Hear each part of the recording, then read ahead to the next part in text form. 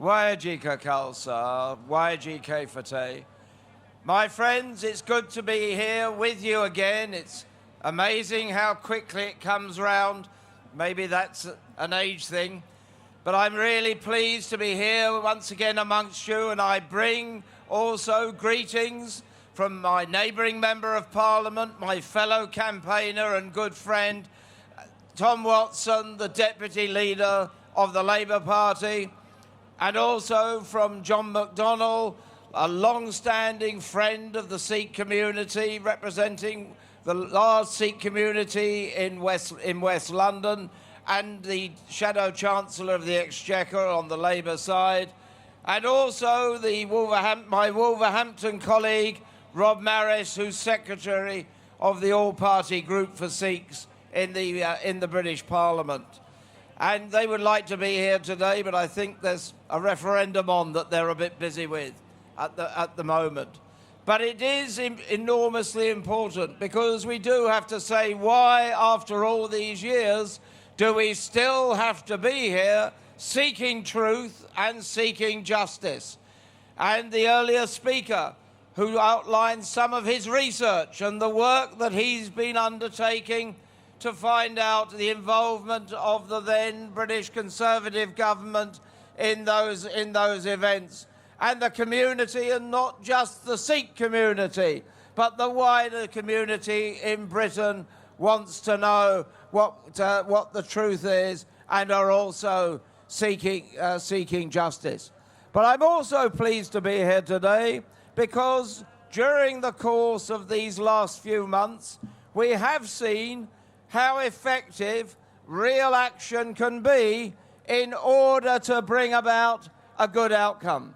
One of my constituents, just before Christmas, Paramjit Singh, took his someone who's been given the protection of the United Kingdom, to live in Smethwick, to work there, his children going to a local school in my constituency, hard-working, taking his family on a well-deserved holiday to Portugal just before Christmas. And there, on an international warrant that he knew nothing about, he was arrested by the Portuguese authorities.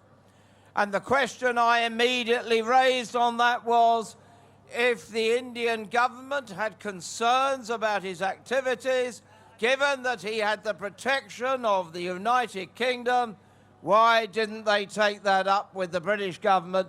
Why did they wait till he went out to Portugal on holiday in order to try and arrest him? And this was important, not just for Paramjit Singh, although that was the most important thing, but also for many thousands from this community and many others who've been given the protection of this country and who would then have hanging over them, if they wanted to go on holiday or abroad to work or abroad on business or to go and see their families, would they be able to come back? So it was a very important issue of principle to be decided.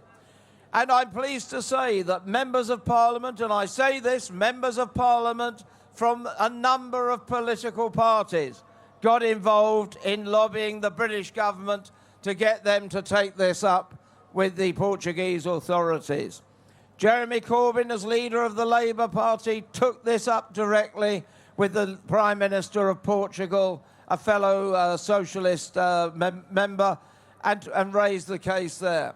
Members of the European Parliament, Sean Simon in particular, raised this with their opposite numbers from Portugal. Community members lobbied their members of Parliament, because while all of the political figures played a particular role, the greatest credit goes to those represented here, goes to the members of the Sikh community who are not going to let this rest. And there's a very real lesson here, and that is that united action, and you know, sometimes we have some differences within the community, but united action with all parts of the community pulling together and raising the case brought it up to a level of attention that meant that he had to be, Paramjit Singh had to be let to come back to the United Kingdom, to be able to go back to work, to look up, provide for his family, to be reunited with his wife and his wonderful young children as well.